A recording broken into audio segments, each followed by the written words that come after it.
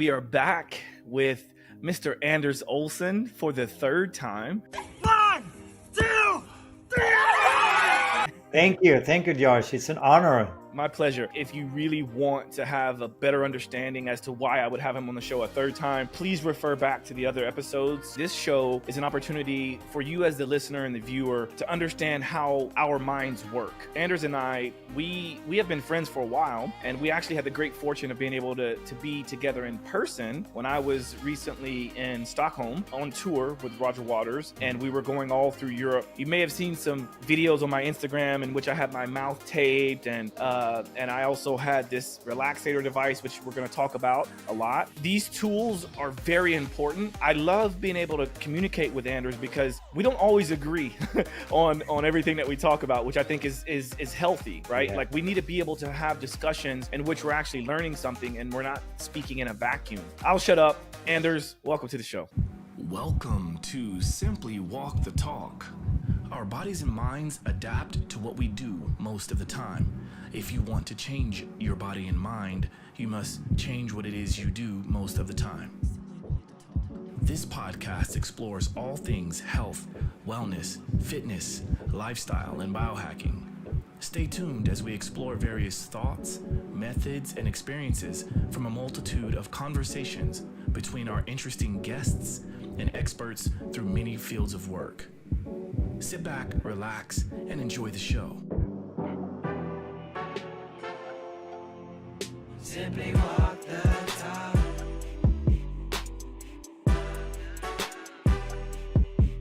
Simply walk the talk.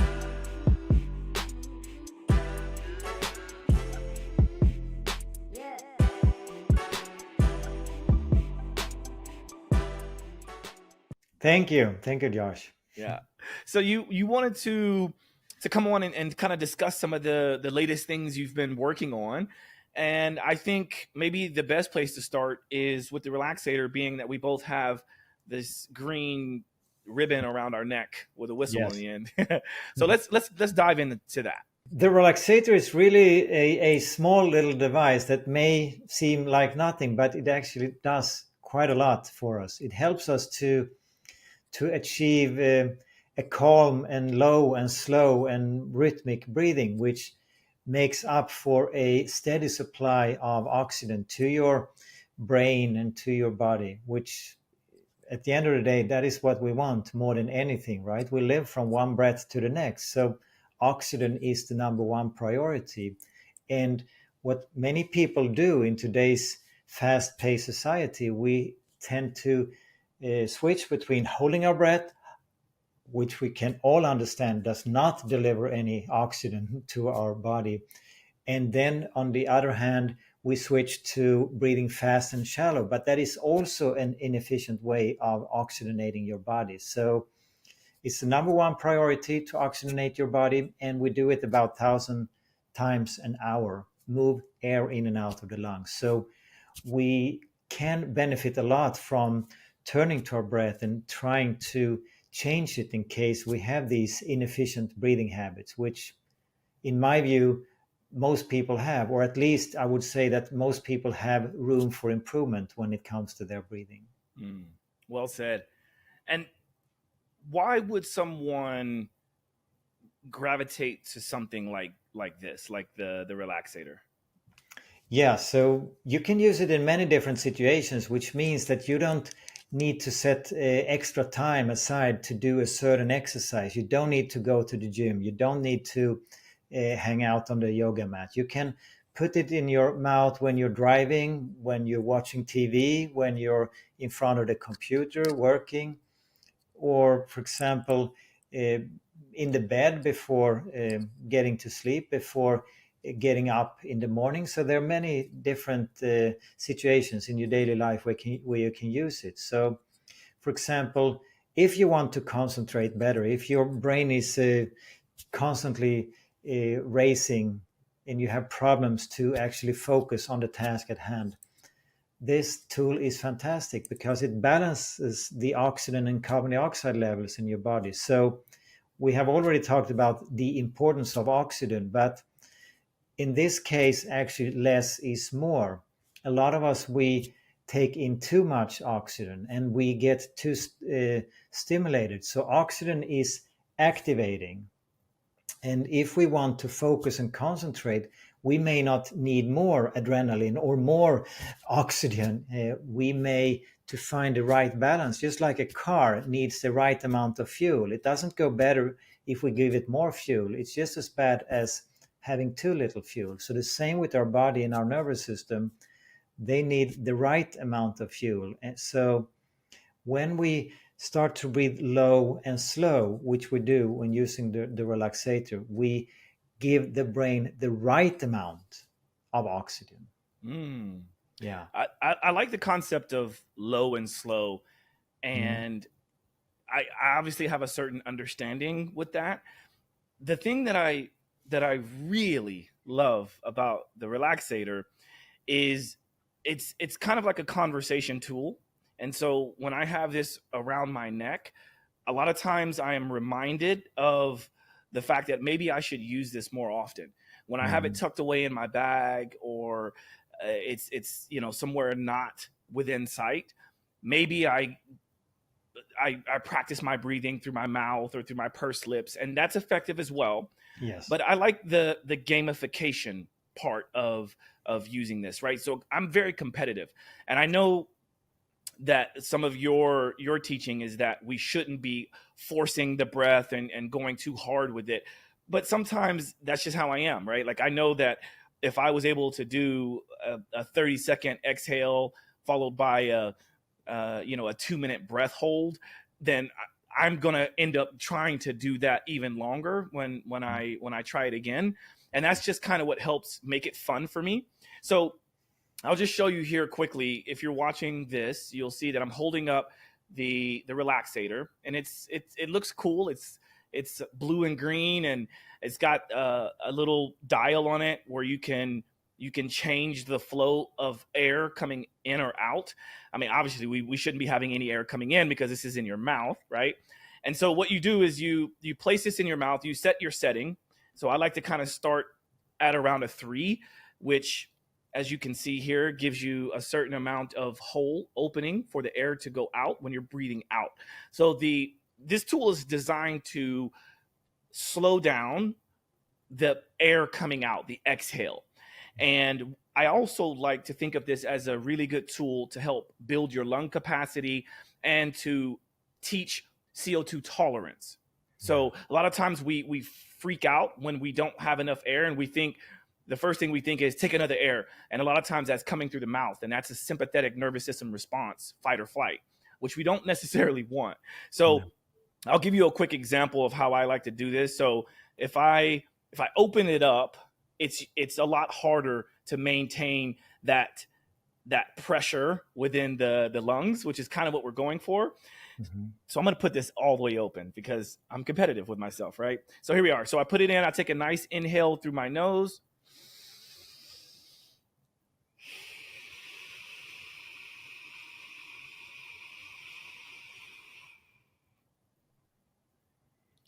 And then I hold it, and then I just relax. A lot of times I'm sitting down when I'm doing this. That next inhale comes in through the nose again, and then a slow exhale. Now, I'll just quickly do this as an example as well. If I make this even smaller, so now the number is close to 4.5 or 5 on the dial, that makes the hole smaller. Yeah. So you should be able to hear the difference. So here we go. Inhale.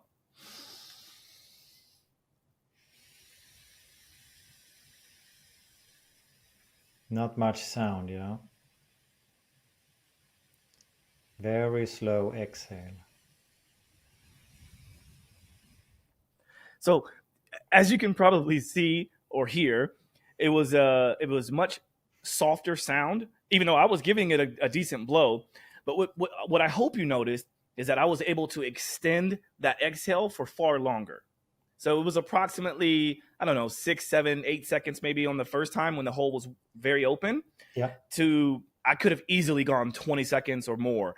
And that's actually one of the things I do when I'm working with clients, or I'm encouraging someone to use this, is I will ask them to do several inhales through the nose and then slow exhales out the mouth to see how long they can do it without this device. Mhm. And then I will ask them, so after they do it 2 or 3 times, we mark that number. We take the best score. So let's call it 10 seconds for a person to exhale through their teeth or pursed lips. Yeah. Then I say, okay, let's put this on the smallest hole, like I just did. Pop this in your mouth, do the same thing, and let's see what happens. A lot of times they don't know what I'm looking for, but I'm looking to see if we can double their exhale time. Yeah. And I did this with my mom. I did it with my dad. I did it with a lot of clients. Yeah. And that light bulb turns on. They're like, whoa, wait a minute. So how should I use this?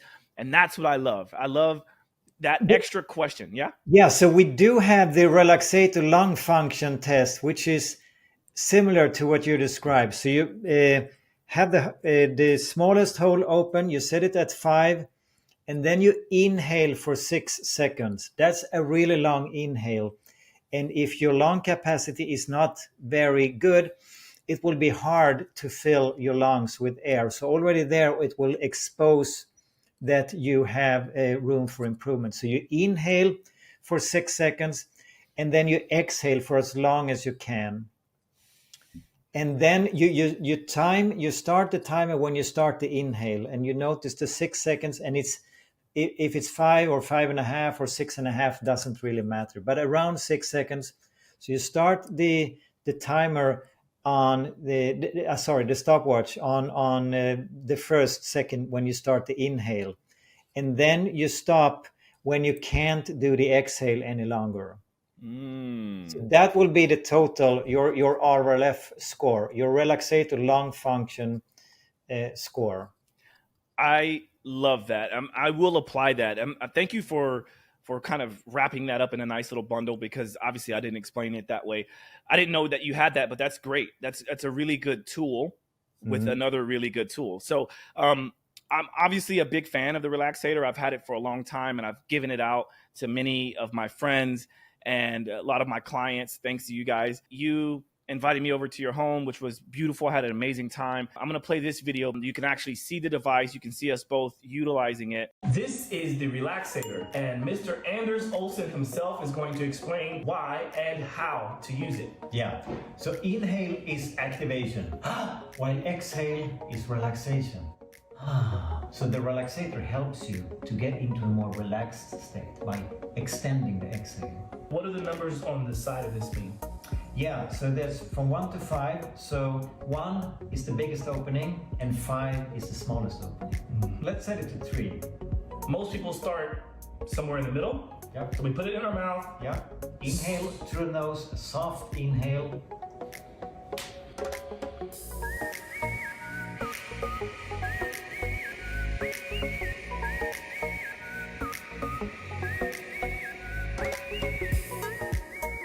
Okay, so what are the benefits of this? It's like a workout for your breathing muscles. You strengthen your diaphragm, you open up your airways, you increase the muscle tonus in your throat, you get the air to circulate, so basically a more efficient oxygenation. So this is something that can be used anytime, Yeah. anywhere. You pop it in and do a few rounds of this, and you almost immediately notice the benefits. It's very relaxing. You will calm down, your brain will calm down, it will be more focused and being able to concentrate better. So relax with the Relaxator. All right, so I wanted to share that just so you guys can kind of see some of the posts that we've created together. Obviously, we have a lot of fun, and I think that demonstrates that a little bit, right? It shows like how we're able to have a good time together. And of course, there's a lot of stuff out there on social media, but there is a really good tool out there that allows a person to almost instantaneously relax. And this is not the only one, right? But this is one of my favorite ones because I've been working with you for the longest. And this was the first tool that I used to help me to understand everything we're talking about today. So thank you. Yeah, thank you, Josh, for using it and spreading the word. Yeah, it's fun. Is there anything else that you would like to make people aware of when it comes to the Relaxator or understanding breathing? Because obviously I know that we've we've exhausted the information around it. But is there anything new that you've discovered besides this this lung function test? Because I think that's pretty cool. That's something new. Mhm. Well, just the understanding that with every breath, we are affecting our nervous system. We switch between sympathetic and parasympathetic with every single breathing cycle. When we inhale, we go to sympathetic.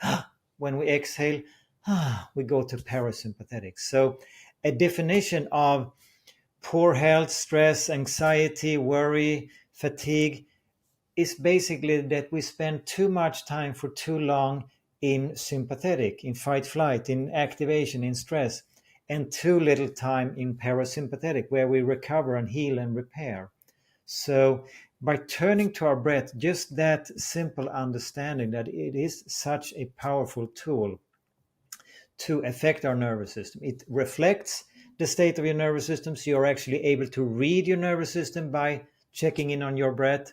So typically, if you're breathing through your mouth, if you're breathing fast, shallow, if you're holding your breath, if your breathing is noisy, irregular, chaotic, then you are in sympathetic. And if you want to move to rest and digest, parasympathetic, you just do the opposite. The theory is extremely simple. So you just close your mouth, you start to breathe more rhythmically and low using your diaphragm, and slow and quiet. So yeah, There you go. that Yeah, is the essence in conscious breathing. well said. The one of the other things I wanted to play on here is from my Instagram, because it reminds me, and this is kind of gravitating towards something else that we did together when we were in Stockholm, which was the mouth taping. Yes. And the reason why I feel like this is a really good segue to that is because that was that moment when you and I were having this debate or discussion around the idea of high intensity interval training and the potential implications of that. And then also the sound, right? The sound of breathing. So I was more of a loud breather, even though it was obviously all through the nose. And you were encouraging me to be a little bit softer with that. So that's why I brought that up. And I want to play this because this gives me so much joy just to relive this moment with you. And we're at this beautiful park. What is the name of that park? Hellasgården. Exactly. Hellas Yeah. Gordon. Okay. So here it is. Nasal breathing and exercise.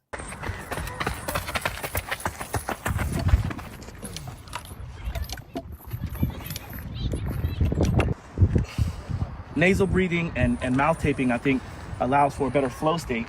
Also, we're in nature, so we're taking in the sun, and we're hearing all the sounds of nature. I think this is amazing. Not communicating sometimes, it gets rid of the noise. Yeah. The noise that is, normally I have music in, I'm talking to people. What I noticed is the mouth taping allowed me to be more focused on what I'm doing. That's the thing. Right? Yeah. Like there's obviously the nasal breathing, all of that helps.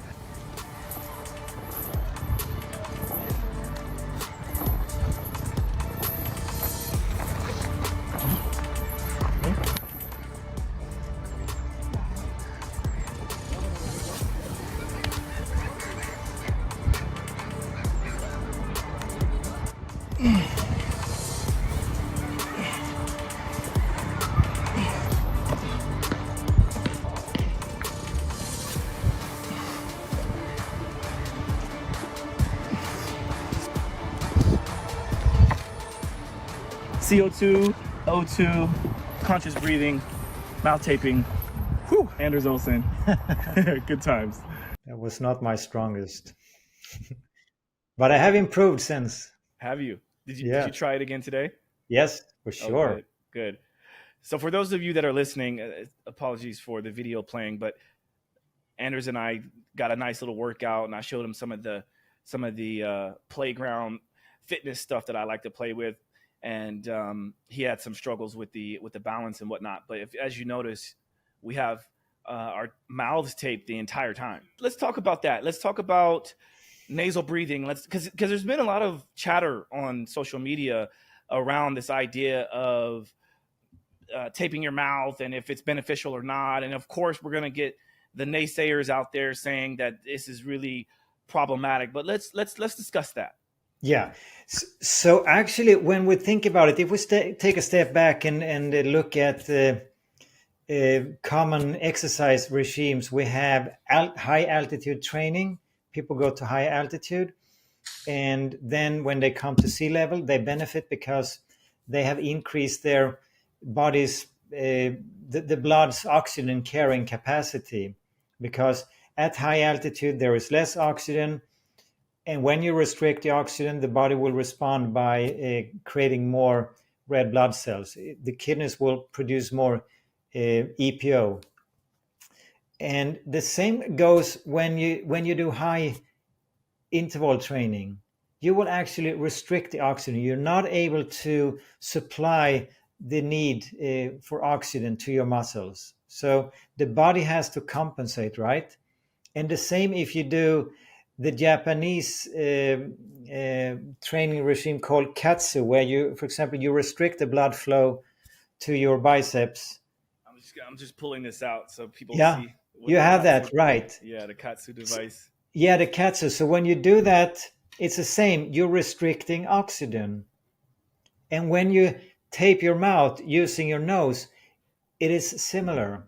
And the body needs to respond. And basically, excess is not good for us. Excess fuel to the car is not good. It's just as bad as too little fuel. So the car needs the exact amount. And we have a tendency in today's society to overload our system with oxygen by engaging in a hidden form of hyperventilation, overbreathing, not the thing we associate with hyperventilation, but the hidden form that we can't really see. And that means we take in too much oxygen. We activate our body too much. That's why we have problems to wind down. So when we train our body to get by on less oxygen, we actually train our body to become more efficient. So one of the things I'd like for you to touch on, based on what you just mentioned, is this idea, because I think a lot of people think of oxygen only through the lungs, right? Mm-hmm. Like I think they only think about oxygen comes in to supply oxygen to the lungs, right? Or air comes in to supply oxygen to the lungs, and that's kind of it. Yeah. But you just described muscles and other tissues throughout the body. We need to be able to, I think there's an analogy I like to get people to at least understand or start to think in a different way when it comes to this discussion, which is imagine how long it may take for oxygen to make a full cycle through your body. Regardless of what that time is based on research and science, it's much longer than we imagine. Some people think that it might take 20 minutes, or some people think it might take 2 minutes. But regardless, it takes longer than that next breath. So if we can hold that oxygen in, it gives it more opportunity to circulate. This is how I think about it. And when we can extend our exhale, it gives us more time to build up the CO2, which does something to the oxygen, right? It kind of helps to get that oxygen into the tissue. So that's the thing, yes. So all of this that is being said around this discussion around breathing basically says we should slow down so things can do what they're supposed to do better, period. Yes. When we slow down, we will oxygenate our body better. That's that. That's at the end of the day, that's the only thing we want. We want to oxygenate our body in the most efficient way possible. As we do this about 1,000 times an hour, there is a huge difference if it takes 5 or 10 or 15% of our body's resources, or 1 or 2%, because oxygenating our body, breathing has the highest priority. So if that process of moving the air in and out of the lungs and transferring the oxygen to the tissues, the liver, the heart, the brain, and the muscles, if that takes, say, 5% of our resources, then it means that there are only 95% left to thinking a thought or fighting a bacteria or moving a muscle. So the more efficient our breathing is, the more resources we have available to do these other things we're supposed to do.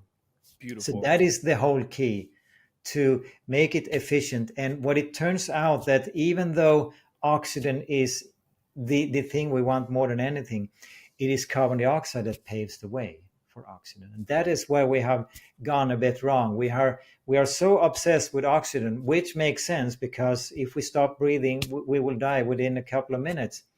But if we look at the physiology, we have to understand that it's carbon dioxide that paves the way for oxygen by making the smooth muscles relax, so that we open up our airways in the throat and in our lungs naturally, so that we open up the blood vessels, so that the heart can relax and doesn't have to pump as hard to get the blood out in the body. So there you have it. If all of that is true and you believe in all of that and you support that idea, then how cool is a device like the Relaxator, something this simple that allows you to extend all of what Anders just explained? So if the idea is to slow down and to relax all of the tissues in the body, then this tool is something super novel, super easy to use. You breathe in through your nose with a very soft inhale through the nose, and then exhale as long as you can with through the Relaxator, and then you do that several times and you start to see that you get better at it, which tells you ultimately you're getting better at breathing, and your body's getting better at learning how to utilize oxygen. So if that's important to you, then you should use something like this. It's that simple. That's what I think. It is that simple, yeah. And I mean, where I come from, I'm so nerdy about breathing because it has changed my life. I come from this stress, racing mind. I had problems to wind down, take it easy.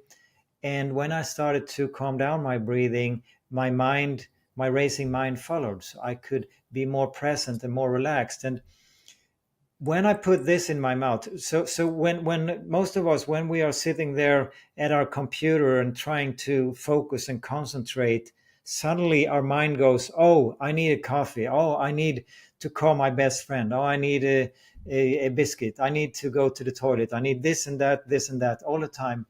And I think a major reason for that is because we switch between breath holding and breathing too fast. So the brain goes, I can't trust this guy. He doesn't give me what I want. I want oxygen more than anything, but he can't deliver it to me in the situation we're in right now. So we need this break. But when I put the Relaxator in my mouth, I become like a machine. I can sit 6 hours straight, don't need any pauses, don't need to eat, don't need anything. I'm not saying we should do that, Right. but just to illustrate that when the brain can get the oxygen it needs, it starts to relax, and then we become present, and then we can do whatever task it is we have at hand. So that is the powerful idea of helping us to get this steady supply of oxygen. And I will say before we move on, there are a number of people, because I watch what's happening on social media in terms of the comments and things like that. We know that there's a number of people out there who have blockages in their nose and congestion and things like that. And I don't have it near me, but I'm going to be doing at some point soon, I'm going to be doing a podcast with this guy who developed a device that helps to undo all of that. Literally, you put it on your nose. So it's almost the opposite, right? So the Relaxator is for the mouth and helps the exhale, whereas this other device helps with the inhale through the nose. And I think it's kind of a good tool. Like I might use that with my mouth taped, knowing that I'm only breathing through my nose, and it has this sort of like pulsating like effect. And then I add a hum to that to help to get all of those tissues to vibrate at a certain frequency to allow things to relax. So if you are one of those people out there that have blockage or whatever, hit me up or stay tuned, because I'll be showing a lot more. But I also will say, even without that device, the more you practice breathing through your nose, the better your body gets at allowing you to breathe through your nose. Yes. If you don't use it, you lose it. That goes for the nose as well. And there are countless of people since I started with this 14 years ago that have said how their nose was blocked. They were addicted to nasal sprays, and for whatever reason, the nose was constantly blocked. And then they started to use it more. And at some point, it started to open up.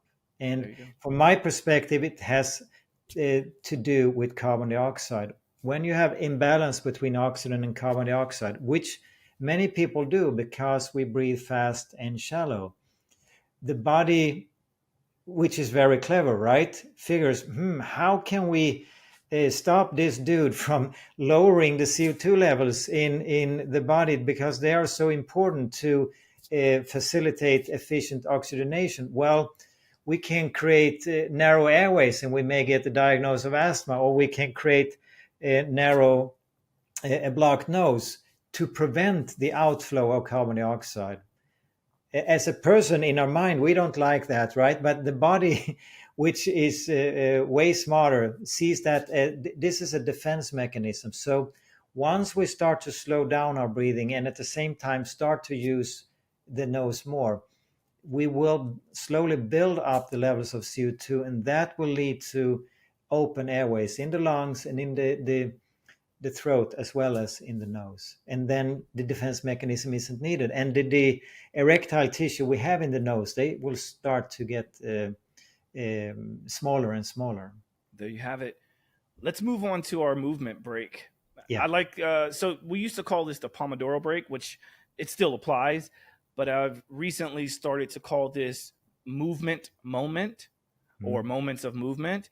And I would love for you to maybe give our audience something that you would do in a moment like this, when it's been, over 30 minutes or so. We've been both standing in one spot. So regardless if you're standing or sitting, this is an opportunity to get you out of that sedentary moment. So what would you like to offer? You have anything in mind? Yeah, I do. I remember on one of our calls we did a headstand, right? But let's skip that today. So we can just do a simple exercise called a separator. A lot of us, when we sit, we sit like a couch potato. So the chest and the stomach, they come together and squeeze the diaphragm in the middle. And the separator means that we activate the diaphragm and separate the chest from the stomach. So we just stretch the hands towards the ceiling. Whoa. And we take a big breath in so that we push down the diaphragm, and we hold our breath a little bit. So inhale through the nose, and you push your hands, reach for the ceiling, and then you exhale while you put your thumbs back and your chest moves forward.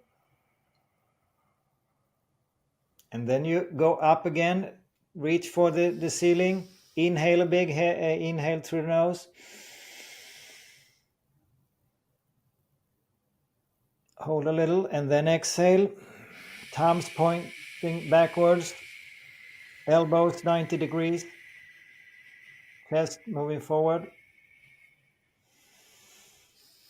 Let's do it one more time. Reach for the ceiling as much as you can. Big breath in. Push the diaphragm down. Hold a little bit and then exhale through the nose. Tongue in the roof of the mouth. Thumbs pointing backwards. Okay. That's a good one. I feel myself... I feel like a tingling through my body, and you can kind of see my face getting red, not from holding my breath and about to pass out, but from this circulation.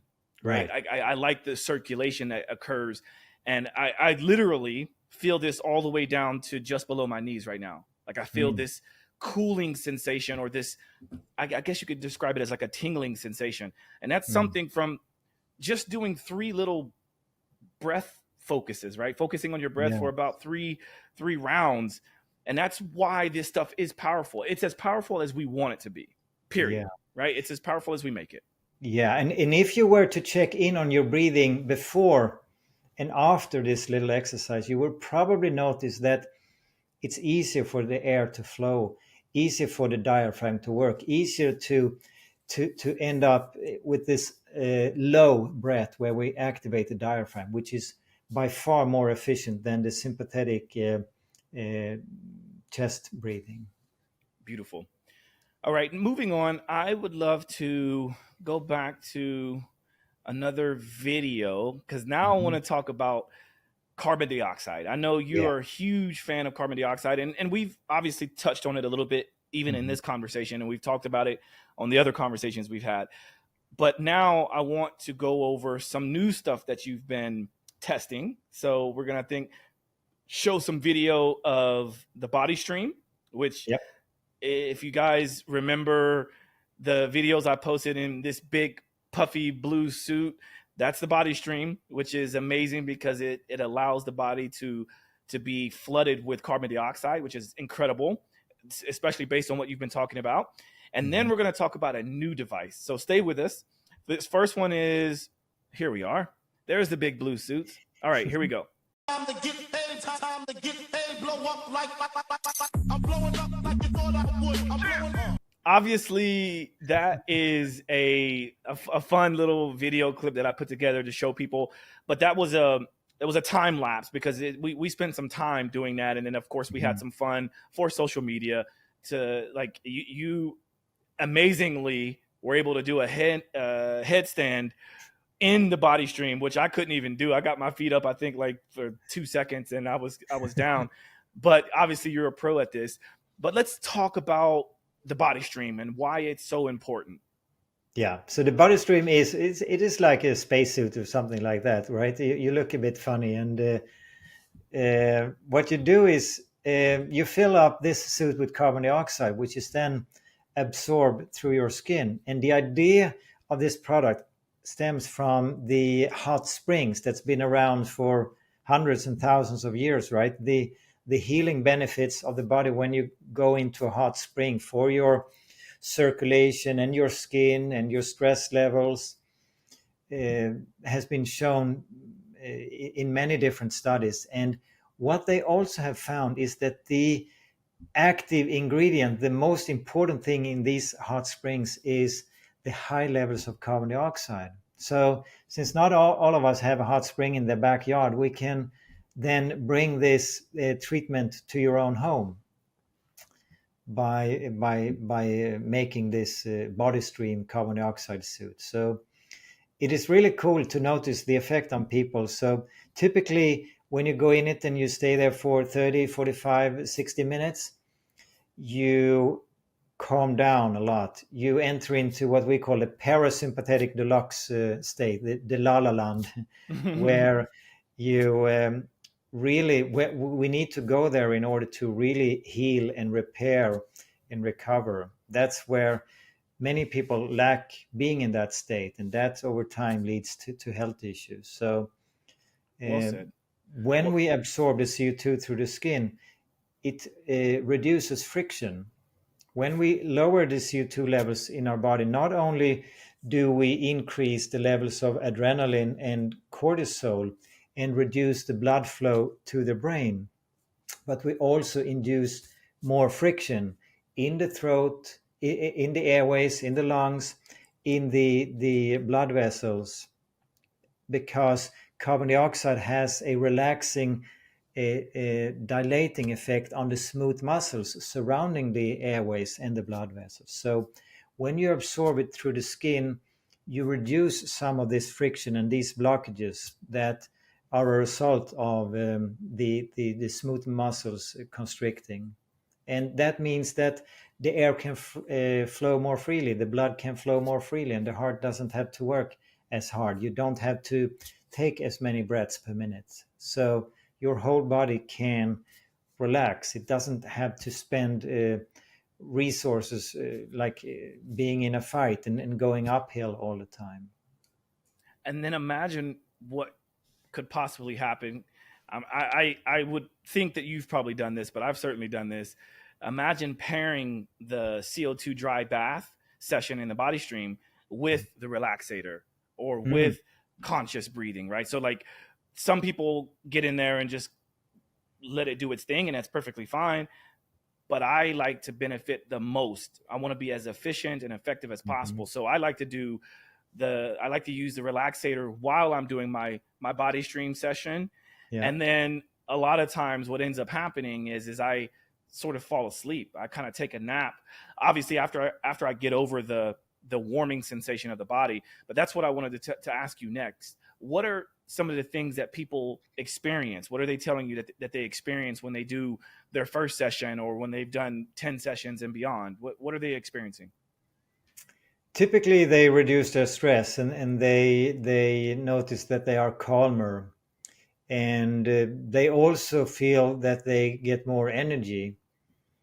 And I heard the other day a guy said that his pain went away. He's in his 40s and have had pain more or less his entire life. So for 5 full days, he didn't have any pain. So he was super happy for those 5 days. What kind of pain was he experiencing?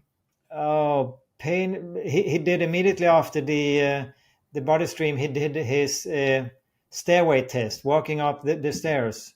And he said, wow, I don't feel any pain. So typically pain in his joints, his knees, hips, and that was gone. And that is one thing that is coming over and over again, that feedback of reducing the pain. But then the treatment, the exposure to carbon dioxide needs to be, you need to do it again.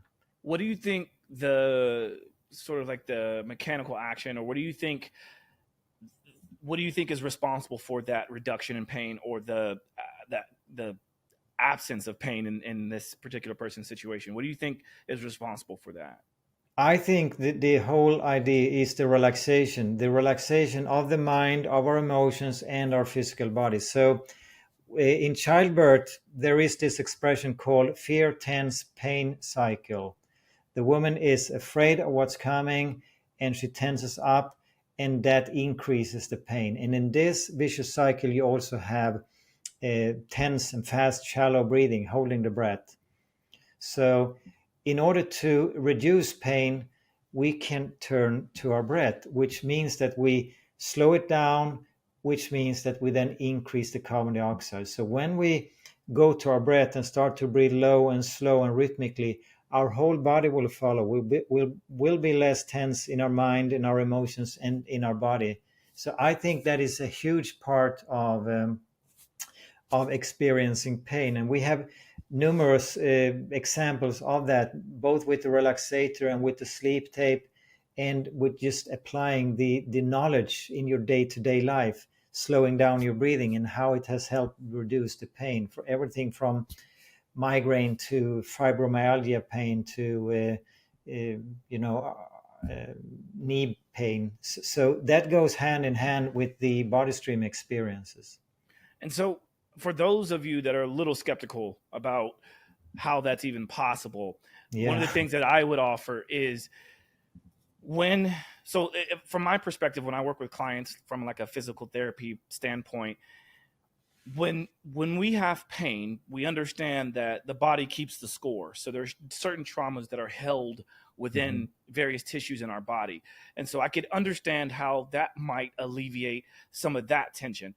But if you also happen to have a structural issue, like some kind of herniated disc, or you have no tissue, no joint support, like if you're bone on bone in your knees or in your hips, then obviously just getting into a body stream and having better breathing and carbon dioxide is not going to fix that. But what it can do is allow those tissues to relax, so that when you do go and do physical therapy, or when you do have to try to pinpoint where the problem is, it should make that process a little bit easier to deal with, because the muscles and the tissues around said injury may be a little bit more relaxed. So that's something that I want people to walk away understanding. This is not a cure-all. This is not something that is going to fix your vertebrae or fix your herniated disc, but it can reduce pain, and it can also allow for the inflammation to subside a little bit so that the other professionals can do what they want to do, or that you can do what you need to do to heal yourself. So just keep that in mind. Yeah, no, I agree completely, Josh. Well said. And it's like it could lay the foundation to help you get more out of these other modalities, other things you're doing, whether that is changing your eating habits or taking supplements or going to a chiropractor or whatever. Right. And for all the stuff that we're talking about, by the way, so the Relaxator, the Body Stream, a lot of the books that you've written, and the concepts that you talk about, it's all on consciousbreathing.com. So we'll link to that obviously in the show notes, and then we'll add various different studies and things like that. If you guys are interested in that, feel free to check out the comments or the description, because we'll list all of that. What else would you like to discuss with the Body Stream? Because I want to make sure we touch on everything you want to talk about before we get to this new thing you're working on. Well, I mean, Body Stream is a fairly new concept, so we are still in the learning stages, learning what you might expect. And I think the key is the ability to calm down, because when we calm down, that's when we're able to zoom out, take a step back, and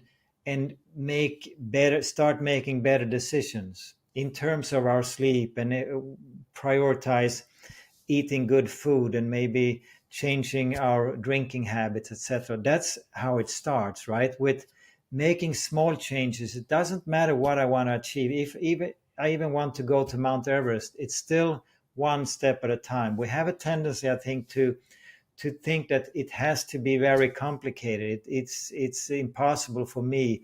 Look at those guys over there. They can do it, but I can't because I don't have the resources or whatever. So one of my favorite example is the fact that when you look at tennis, and the three best male players in the history of tennis, Djokovic, Federer, and Nadal, they have something in common. And that is that they have lost 45% of all the balls they have played in their entire career, and they have only won 55%. So that tiny difference, winning slightly more balls than they lose, just above 50%, is enough for them to be outstanding in winning tournaments. So that goes for us mortal people as well, right? We don't need to think that it's about taking giant steps. It's small steps that we repeat and repeat and repeat, that over time will take us in the direction we want to go.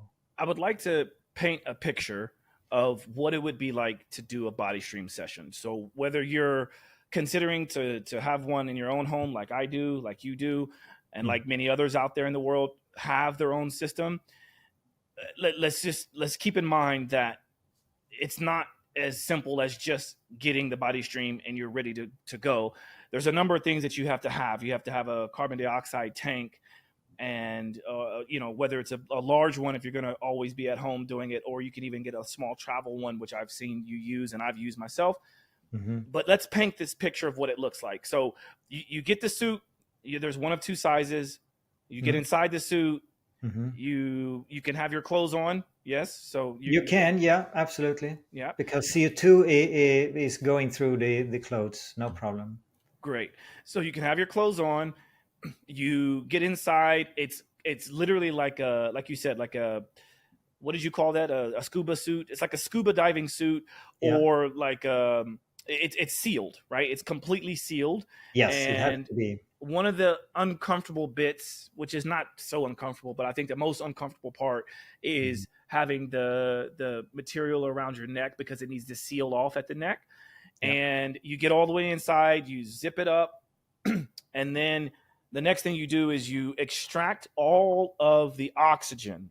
Yes. You extract all air and oxygen from inside the suit. Because it's sealed, it looks and feels like you're being vacuum sealed into the suit. Yes. Right. And so if you go back to that video that I played, that it was time lapse. You'll see there's a point where I think you and I were in our underwear, right? So we're in our underwear and we get inside the suit, we zip it up quickly, and then next thing you know, we're vacuum sealed inside of this big blue suit. Then what happens? Then we fill it up with carbon dioxide. You can do it either standing up or laying down. If you do it standing up, then you need to, well, you can do it sitting, or you can lay down. You can either lay down on a yoga mat or lay down in the sofa or in the bed. And if you are not so mobile, or if it's the first time, because even if you are mobile while in the suit, you become like a Michelin man, so you may need some help in if you're going down on the floor and laying on a yoga mat.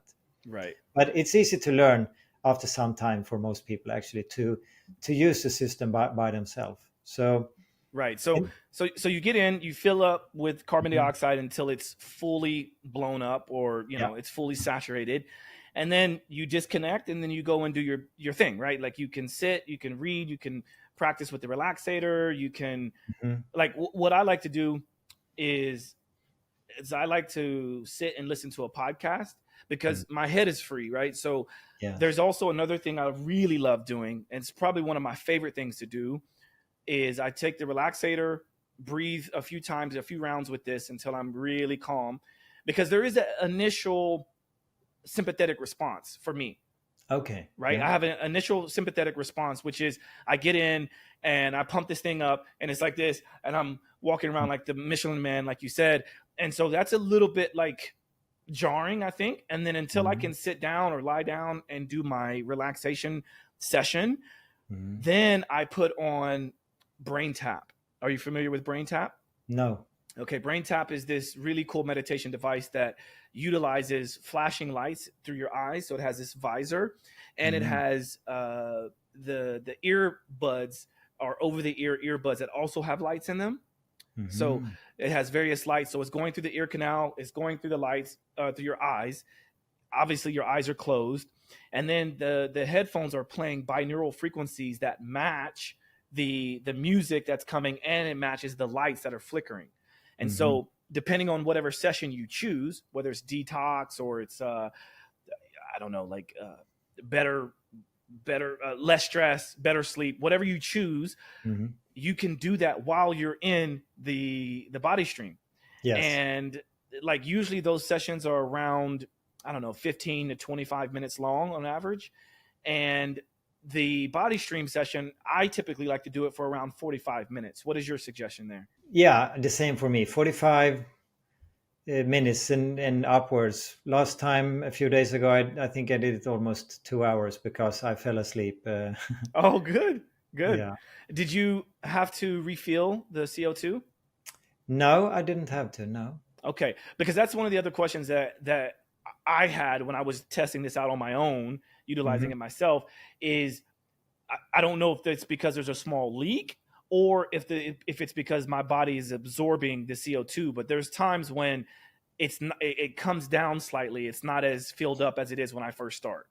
Yeah. So one reason is, of course, that you absorb through your skin, for sure. Yeah.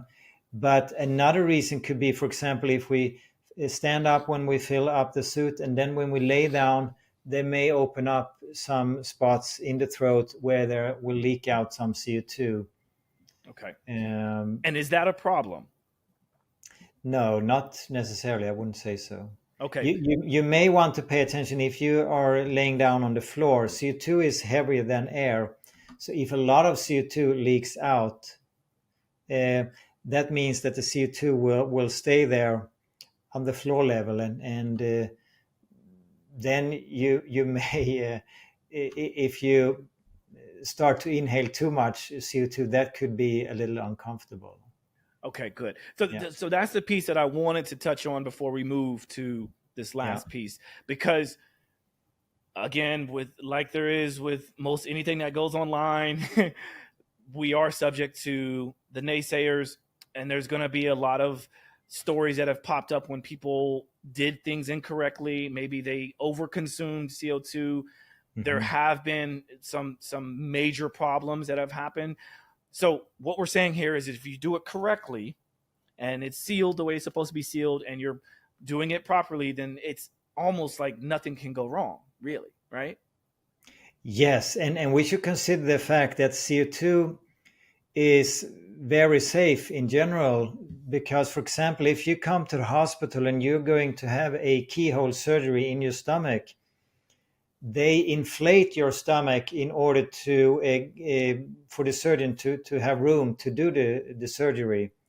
And the gas used to inflate the stomach is carbon dioxide because it is considered so extremely safe. And it makes sense because almost every single cell in our body produces carbon dioxide. So our whole body, all system knows how to get rid of too much CO2. So then what would you consider to be some of the top contraindications? Like who might this not be for? We haven't yet discovered any who had any side effects that were not just because sometimes that could occur that we get a what you call it, it get worse before it get better. Like if you have been smoking for 30 years, you may not get all the benefits the first day. You may still be anxious and stressed out and only thinking about the next cigarette. So, but you're doing something good for your body. So over time, anxiety will be reduced and you will start to feel more open lungs, right? Because you're not smoking anymore. So yeah, that's a good point, because I think that's something that people need to understand, and I call it, the way I understand it is known as a Herxheimer response,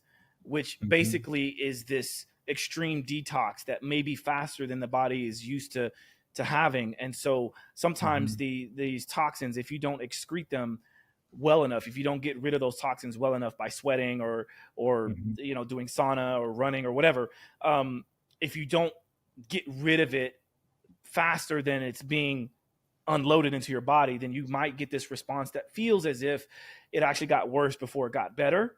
Yeah. But to your point, as long as you stick with it, especially something as safe as CO2, and you're not directly inhaling it like more than you should, then it should be all good, right? Just start low and slow, maybe do a shorter session until you get comfortable doing longer sessions and see what happens, right? Yes, exactly. Like in anything we do, we should really try to listen to our body, which for many of us is not that easy because we're not used to it. But yeah, don't overdo it. So if you're starting and you have a lot of health issues, maybe you start with 15 minutes and then you work yourself up and listen to what your body says. Right. Now, I just took a drink. As you see this here, this is a really good conversation.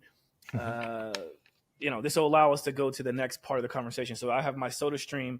Okay, cool. And for those of you that have SodaStreams or you like sparkling water, well, everything we've been talking about so far is carbon dioxide being infused into water. And that's what this is. And that's what the SodaStream literally is. It's just a small carbon dioxide canister that allows for momentary bursts of carbon dioxide to go into whatever. And I know that you have some videos out there on the internet, on your YouTube channel and your website, that describe how you can do a face wash with this same carbonated water. Yes. Right. And I mean, it's really interesting if you think about it. What you just showed, the SodaStream, you add carbon dioxide to water and suddenly you have changed the taste, and you can add it to water, and you can get champagne and beer. There are other things you add as well, but carbon dioxide in the water, in the champagne, in the beer, it's crucial. If you drink a beer without carbon dioxide, it doesn't taste good at all. And if we just think about the fact that our body is 60-70% water, it makes a lot of sense, right, to realize that, okay, if we change the levels of CO2 in our body, we lower it, it will have an effect. So doing a face bath, it's really cool. I've also done a hand bath and a foot bath. So you expose the area to carbonated water, and that will drive oxygen to the area. And whenever you drive oxygen to an area, that increases the circulation, right? That increases the ability to oxygenate the area, and then the cells start to work better, and waste products can be removed more easily. So after you do a face bath, you feel really refreshed. After you do a foot bath with carbonated water, you feel that you improve the circulation to the feet, and the same with the hands. Beautiful. So let's talk about what we've been dying to talk about. Okay, yeah. There's a there's a video that I recorded. I haven't yet edited it. So for those of you that are watching and listening now, you're gonna get a first sort of like inside scoop before I actually edit this thing. But we're gonna discuss this device called the Carbohaler. And the Carbohaler, just so everyone knows, full disclosure, it's in its infancy. It's in beta testing mode, but I got a chance to finally try it out while I was there in Stockholm, and it was very, very interesting. So let's play this video. If you don't mind sharing your screen, let's play this video, and then we can discuss. Many people think that carbon dioxide is a waste gas, and that is actually bad for us. But Anders and I are here to show you that you can actually inhale carbon dioxide. Now, here we have the Carbohaler. What exactly is the Carbohaler? So it's a device to help you to inhale carbon dioxide. You put the mask on and you get it in through your nose or through your mouth. So you're telling me that this is 100% carbon dioxide and you're breathing that in? Well, here we have 100% carbon dioxide, but the device helps you to set between 1 and 8%, which means you're inhaling between 50 and 200 times more than you normally inhale. So what is the benefit of that? Well, that will help you to open up your airways, to restore balance between oxygen and carbon dioxide. You get a more efficient oxygenation, and it will also help you expand your awareness, your consciousness. Wow. So we're essentially blending oxygen and carbon dioxide, which ultimately allows us to balance out that oxygen carbon dioxide ratio. Yeah, you can put it like that. Yeah. Beautiful. Okay, so obviously, like, I didn't get a chance to edit that in this really cool, fancy way that most people will see on social media. It's coming, but part of the reason why is because you had told me to hold off until you fully developed it or until you were ready. And I figured, well, since I have you on the show, we may as well talk about it, because you've been doing a lot of testing around that. And even what I experienced when I was there was like amazing, because I wasn't sure what to expect. I remember reading about the usage of carbon dioxide, inhaling that, by reading the book Breath by James Nestor. And so I was curious. I wanted to try this so much that I was hounding you like, hey, when can we try it? When can we try it? And I think you had just gotten a new device when I happened to be there. So like the timing couldn't be more perfect. And Josh, we got it 2 hours before recording that video, right? That's right. That's right. Yeah. So it was like brand new for you and brand new for me. And I distinctly remember what it was like trying it. And I think the first thing I thought was, when I inhaled it, I was like, oh, this is a lot like a soda stream. It's like smelling what I taste when I drink sparkling water. Right. Yes. And then obviously the other not the implications, but the other benefits from doing that and everything else that happens, you can discuss now. But let's talk about what you've been doing with it and what people are saying. Yeah. So what we notice is that it has an effect both on the airways as well as on the brain. And one thing is that you seem to get stronger. So I've done it. My partner has done it to inhale carbon dioxide and then doing push-ups afterwards. And I think there are 5 more people that have said that they can do more push-ups after inhaling carbon dioxide.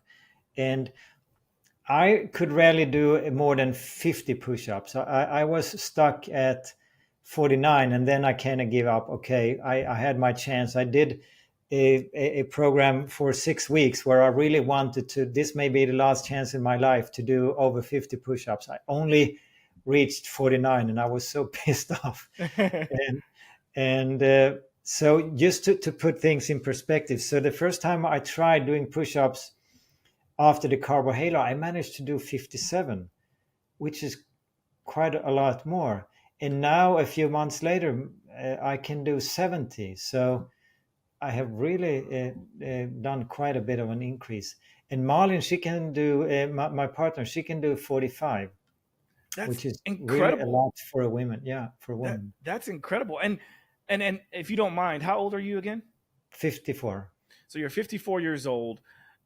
Even without the impressive bump with the Carbohaler, being able to do 49 push-ups at 54 years old is impressive, right?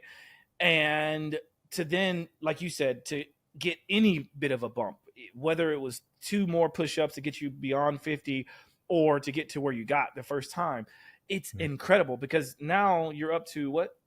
How many? 70. You're at 70. Don't you have a video of that? No, I have one video where I do 57. Can we see it? Yeah, we can see it. So first I do the Carbohaler, inhaling it. Maybe you can see that my chest is lifting a little more than normal. I'm breathing slightly heavier because carbon dioxide drives breathing. It is not lack of oxygen that makes you take the next breath. It's actually the buildup of carbon dioxide. So when I'm inhaling extra, There he goes. yeah. So this is a couple of months ago when I did 57, and I was super happy with that. I recognize this place. So look Yeah, at him. yeah. He's cranking out good form. This guy is rocking it. He's got the power of CO2 helping push him. Well, I should say CO2 and oxygen, right? Because Yeah. like once this video finishes playing, I want to talk about lactic acid and kind of how it is involved in this whole process, because I think that's at play here, right? When you can slow down the buildup of lactic acid, I think it allows a person to have more strength endurance and more endurance overall, especially throughout Yes. the muscles, right? So I think that there's a big component there. Look at that. Push, push, push, push, push. Ah. Well done. Okay, I can tell you I was exhausted there. So I can see. Yeah. So let's discuss what's actually going on when, like, how do you think that's possible? And I know that there's a lot of skeptics out there. There's going to be people that say, "Oh, he could have done that without it." Possibly. But let's describe what you're doing now, because I don't think I can even do 70 right now. Like without having that, I couldn't even do 70. I don't even know if I could do 50. No. So I mean, it is quite a lot, but yeah. So another example, we were in Utah 1.5 weeks ago, and there was a guy there who tried it out.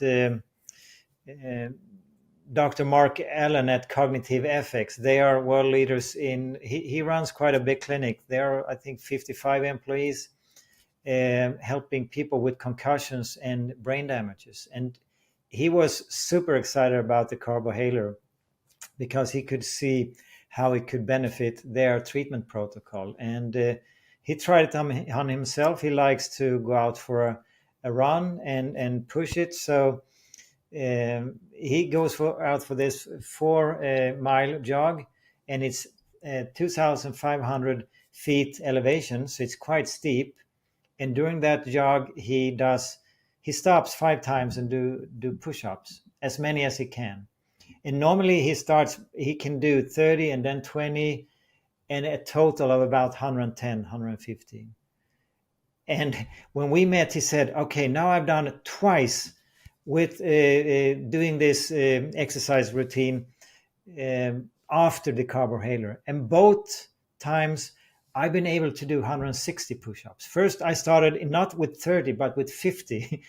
And then it went down from 50 to 30. But still, when you summarize, instead of doing 110, 115, he did 160. That's almost 50% increase. And then just when the day we went home back to Sweden, he sent a text saying, okay, I have this other thing I'm doing. It takes me about 1 hour, 20 minutes. After the Carver Hill, it only took me 58 minutes. Okay, I must admit, maybe I pushed it a little more than normally, but still, that is quite a difference. So this is really interesting. It's very interesting. And back to the idea of lactic acid and Yes. so obviously like I'm a lot more muscular than you are, and so there is this idea of the type 1 fibers, or sorry, the type 2 fibers being able to generate more energy and more power. So people with more muscle tone typically tucker out a lot quicker. So let's talk about the influence of lactic acid and kind of where that comes in here. Yes. So, I mean, our body can produce energy basically in two ways, with oxygen and without oxygen. So, without oxygen, it's called anaerobic exercise, right? Anaerobic energy production. And with oxygen, it's called aerobic. So, we want to avoid anaerobic because that means the powerhouses of our cells, the mitochondria, who produces most of our energy, they can only work with oxygen, and they produce as a byproduct carbon dioxide, and carbon dioxide helps lower the pH so that the cell should not become too alkaline. But if oxygen is not around, which it isn't when we start to exert ourselves too much, we are not able to deliver enough oxygen, we will have to switch to anaerobic energy production. But it's not either or, right? It's a gliding scale. So the body gradually shifts from producing the majority of its energy with oxygen, which is by far more efficient. We can almost extract 100% of the energy from the nutrients we eat, while anaerobic energy production can only extract about 6% of the available energy in the food we eat. So there is a 16 times difference. So obviously we want to produce energy with oxygen. That's the whole reason why we die if we stop breathing. The lack of oxygen leads to lack of energy. So anyway, when we can't supply the cells with enough oxygen, the body has to switch to more and more anaerobic energy production, which produces very little energy.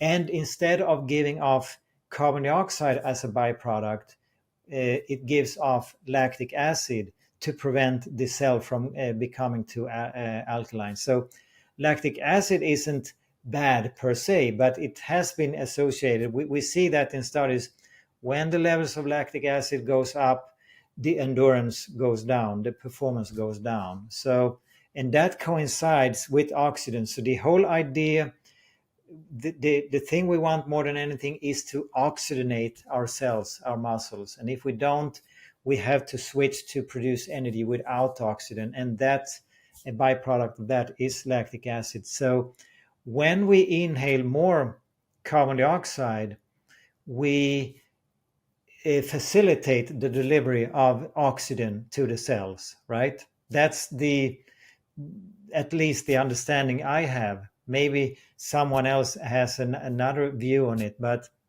the essence is that you seem to be able to perform better. You seem to be able to recover faster. So do you think there's a correlation to like having to be able to have like more CO2 tolerance? You think that's synonymous with having more lactic acid tolerance, or the delay of the buildup of lactic acid? Yes, I think so. Yeah, That's the experience of our colleague Alexandra Kolam, who was top 5 in the world in CrossFit. She says that nasal breathing, which in a way is the same, you restrict oxygen and you boost the carbon dioxide. She says that when she does that, she not only crushes her competitors, but she also delays the lactic acid explosion in her muscles, so she can go on for longer. Yeah, and that's super important. I'm glad you brought up Alexandra and CrossFit, because the CrossFit athletes represent some of the toughest and the most um, powerful athletes on the planet, because a lot of their, especially at that very high level, a lot of the workouts is all about like strength endurance and all about delaying lactic acid. So those who can delay lactic acid buildup, because I think a lot of us know that when we get full lactic acid buildup, the body's going to stop. Like it's, Yeah. you're going to stop. Yeah. And it's kind of like that warning signal or that check engine light that comes on that says something bad's going to happen if you don't stop or if you don't Yes. figure this thing out. So if you can prolong that, then you might be able to get more reps. You might be able to run longer. You might be able to do more. Therefore, getting you out of danger or winning a competition or whatever you're looking for. But if you're Yeah. trying to improve your performance, this is one of those tools that can definitely help to do that. And Mhm. you don't have to worry about it being listed as a performance enhancing drug, even though maybe we call it a performance enhancing gas, PEG, performance enhancing gas. Yeah. Yes. And another aspect, I think, is also that it has an effect on your brain and your nervous system, because the nose is connected to the brain, and specifically the amygdala, our fear center. So another theory is that it actually helps you to reduce fear. Our nervous system is there to protect us, right? More than anything, it want to make sure to keep us alive. So, for example, I have this friend, he is an orthopedic surgeon, and he confirmed to me that I asked him, if someone is anesthetized, would it be possible for them to do a split or to put their leg behind their head? And he said, yeah, actually, I tried that with a patient, and it was true. When he was awake, he was super stiff, and I could barely lift his leg more than to this position. And then when he got anesthetized, and my colleague, a nurse, came around, and she needed to do something, and she was able to lift his leg like that. And I thought, oh, am I so weak, or is she so strong? He said. So obviously he had to try. So, but he was then able to put his leg like that when he was anesthetized, when his nervous system did not wasn't able to protect him anymore. So I think potentially that is another aspect, because we have seen people saying that when they inhale CO2, it makes them more clear, it improves their vision and their memory, and it makes them less afraid. So I think that comes into play as well. My body or my nervous system says, okay, well, let this guy do 70 push-ups. We think he is safe. But before, no, we shouldn't let him do more than 45, if you know what I mean. Wow. I'm glad you brought that up, because I know you talked to me a little bit about that, and I didn't grasp it the way that you just explained it now, but I got it, and that's very cool. That's very, very cool.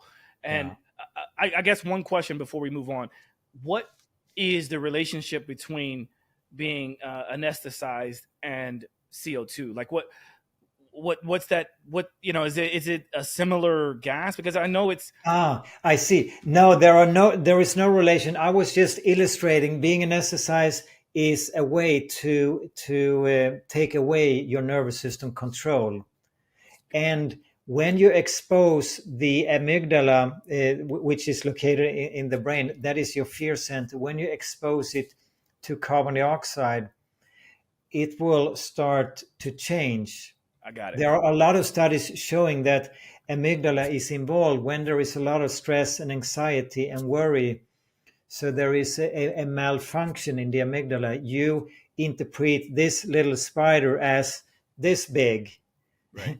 And when you expose it to CO2 and do that gradually, the amygdala, that is my hypothesis, the amygdala will start to put all these stuff that are red coded in the red box and put them up and put them in the green box. This is safe.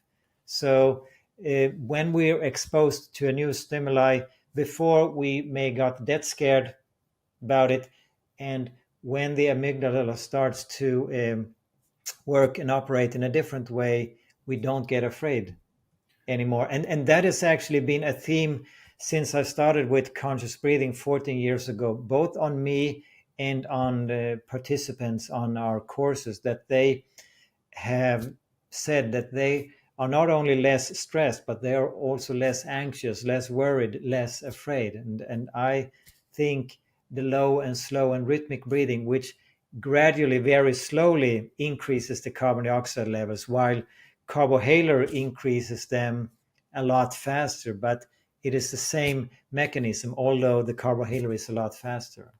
Does it make sense? It definitely makes sense, and it's very fascinating, and I am excited to see how you get on with the development of it, which brings me to my last point. Where and when and like how are you going to get this into the to the public? Because currently right now, I know it's been since we had our last conversation, it's been quite some time that I've been wanting to get this, but you told me you've come up against a few challenges. If you're willing to open the kimono a little bit about that, maybe we have some people listening or watching that might be able to offer some assistance. Can you tell us what you're faced with right now at the moment? Yeah, it seems like we have overcome those challenges, but I've said these things way too many times, so I'm a little bit reluctant. But I think we are not that far away. I think we're just talking about maybe a couple of months. Okay, all right, Yeah. good. So maybe we check back in. Maybe we do another episode. So we have you on here Yeah. a fourth time. Why not, right?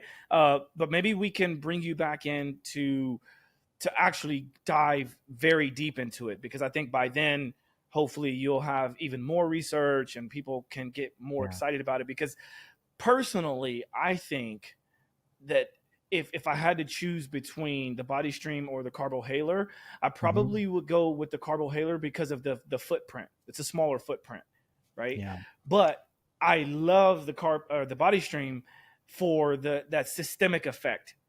Yeah. You know? I think they are a bit different, but I agree with you. The carbohaler is a lot more accessible, but the body stream really gives you the nice deep relaxation. The carbohaler feels more like I get a little fired up.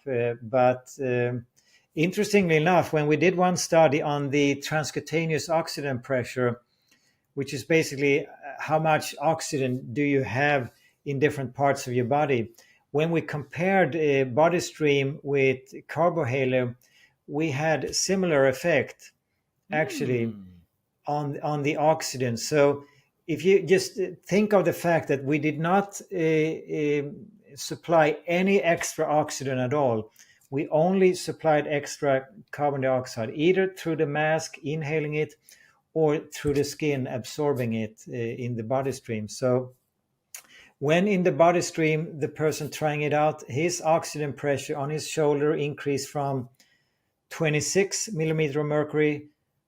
No, sorry, it increased from 14 millimeter of mercury to 42.8, a 300% increase. And with the carbohaler, it was in the on the arm, measuring the oxygen pressure, it increased from 26 to 78. Wow. And then when the inhaling the carbon dioxide stopped, it started to go down, but it stabilized at about 42, still 10 minutes after inhaling it. So you know what that sounds like to me? That sounds like the perfect recovery tool. yeah, it does. That's exactly what it sounds like. I think if people understand it the way I understand it, then all of these professional sports teams and anybody who wants to be high performing in whatever industry they're in, I feel like they should use this, if nothing else, to recover from said sport or whatever. Because again, it's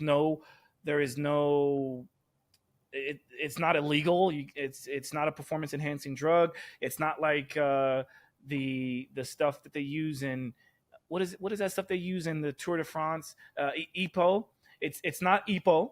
Right. No. It's just carbon dioxide, which it's prevalent all around us. Right. So I Yes. feel like this is something that we should look into as a community of people who really want to help perform at our best. Then we should also recover at our best. And this is a really Yes. good tool to do that. That lays the foundation for perform at our best, right? To recover at our best. Yeah. And at the end of the day, I think the whole conscious breathing concept, whether that is sleeping with your mouth taped or doing physical activity with closed mouth or inhaling through your nose before talking or using the relaxator, they follow the same principle: oxygen restriction and carbon dioxide boost, as does the body stream and the carbohydrate. It's actually very, very similar. This has been so fun. There's a lot of things in here that I didn't even think we would talk about, and I'm glad we did. And we're obviously getting a little long, and I want to be mindful of the viewers and the listeners. But if you've listened up to this point, thank you for taking the time.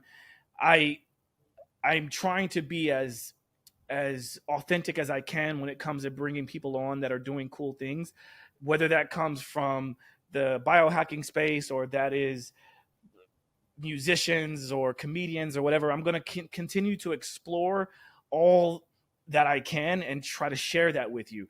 And Anders is someone that, I mean, we've had more conversations off of a podcast than we have being on a podcast. So I love it when every once in a while you just call up and we have some of the most amazing conversations. And be on the lookout, because I spoke to him about some things that I want to do with him in the future, in which we might work together doing some speaking engagements or some retreats or whatever, because he's a wealth of knowledge. He's someone that I really enjoy being around. He's got such great energy. And I think a lot of that is because he's conscious breathing. So Likewise, Josh, Yeah. likewise. So as you are familiar with, being that this is your third time on the show, let's go with these last two questions that I like to ask. And let's see if you have anything different. The first question I like to ask is, what are your top two pet peeves? Two top what? Can you explain that? The pet peeves. It's I think it's an American expression, but it's something that kind of bothers you or that gets under your skin, something that kind of annoys you. And it doesn't have to be about conscious breathing, or doesn't have to even be about health and wellness. It can be about anything. So I think one thing that annoys me is that we are so much herd animals. We just do things what other tells us to do without thinking. We live our lives sleeping. We Sheep. Yeah, well, it's a harsh word, but I would like to, sometimes, come on, wake up.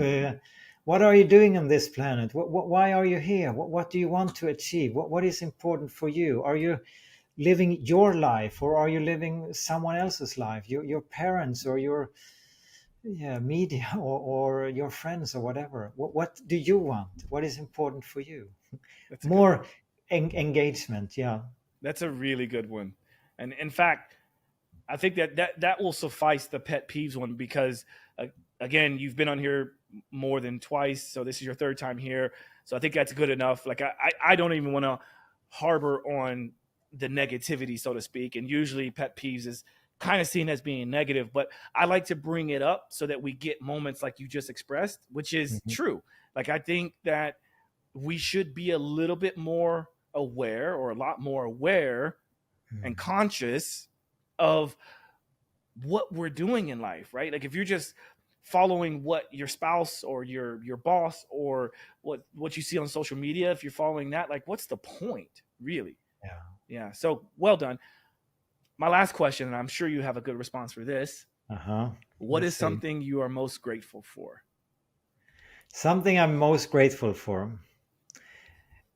There are so many things, but something we can never take for granted, that's our own health and the energy and waking up healthy in the morning. I'm super grateful for that I find life so meaningful, and that I have the energy and the health to pursue the things I want to do. Beautiful. Okay. Well, as a reminder, can you let people know the best place to keep in line or keep track of what you're doing, what conscious breathing is doing? Can you rattle off some of the best ways to find you? Yeah, so consciousbreathing.com is our website. We are most active, I think, on Instagram, Conscious Breathing, and Facebook as well. It's Conscious Breathing there, and also on YouTube. There you have it. All right. Well, happy breathing, everyone. I hope you took something from this. If you do resonate with this and you feel like it's something that others could learn something from, then please feel free to share. Write us a comment, ask us some questions. Reach out to Anders himself directly if you want. Reach out to me if you have questions. In fact, if you are nearby New York City and you want to come and hang out with me and try out the Body Stream, I'd be more than happy to show you that. I even have a couple extra relaxators, right? So if you're one of the lucky few that get a chance to hang out with me here in New York while I'm here, hit me up. And then, let's see if we can't help people become a little bit more conscious with their breathing. So, yeah. Anders, thanks again. Thanks for your time. Thank you, Josh. Thank Lovely you for having me. Yeah, and we'll talk soon. This is Josh signing out from Simply Walk the Talk. Peace. Peace and love.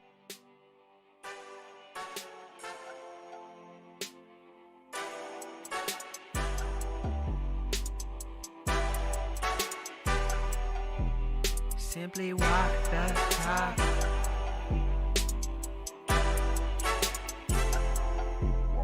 Walk the talk, talking facts. Move like me, but I move a little fast. Make my move, here to last. Fasten these seatbelts, I'm coming past. Take care of me, longevity. Hack my biology, better believe. Walking the talk, soul, mind, and body connected. Better come give us a listen.